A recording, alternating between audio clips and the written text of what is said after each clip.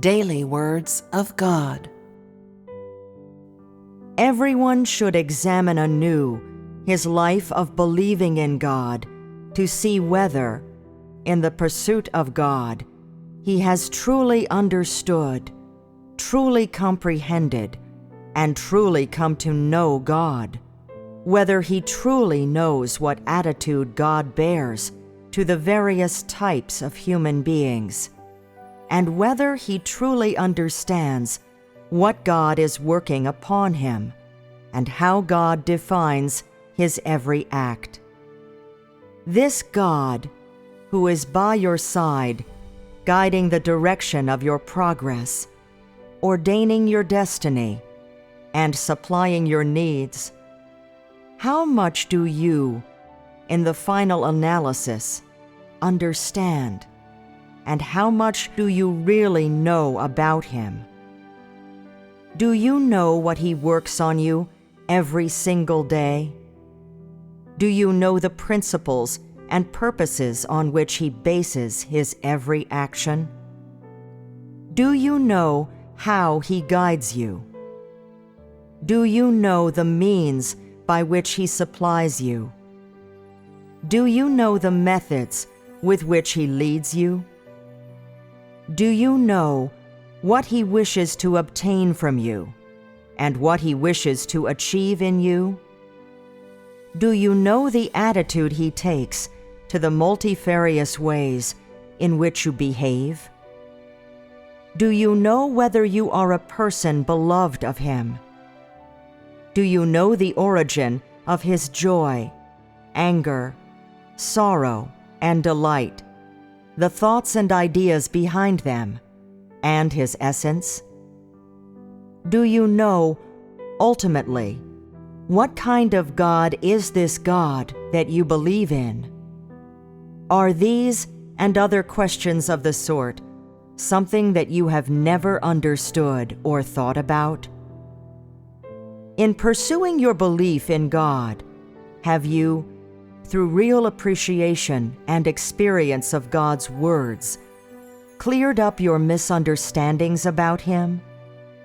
Have you, after receiving God's discipline and chastening, arrived at genuine submission and caring?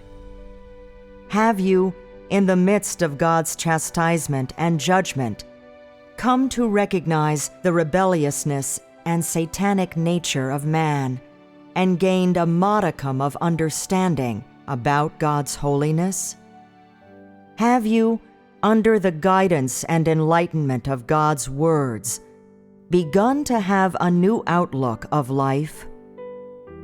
Have you, in the midst of the trials sent by God, felt his intolerance for man's offenses, as well as what he requires of you, and how he is saving you? If you do not know what it is to misunderstand God, or how to clear up this misunderstanding, then one can say that you have never entered into true communion with God, and have never understood God, or at least one can say you have never wished to understand him. If you do not know what is God's discipline and chastening, then you surely do not know what are submission and caring, or at least you have never truly submitted to or cared for God. If you have never experienced God's chastisement and judgment, then you will surely not know what is his holiness, and you will be even less clear as to what man's rebellion is. If you have never truly had a correct outlook on life, or a correct aim in life, but are still in a state of perplexity and indecision over your future path in life, even to the point of being hesitant to go forward, then it is certain that you have never truly received God's enlightenment and guidance, and one can also say that you have never truly been supplied or replenished by God's words.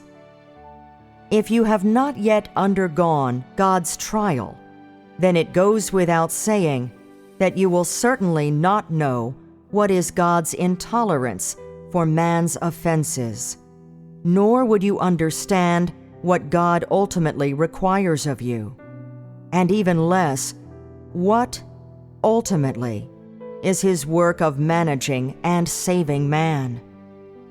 No matter how many years a person has believed in God, if he has never experienced or perceived anything in God's words, then assuredly he is not walking the path toward salvation.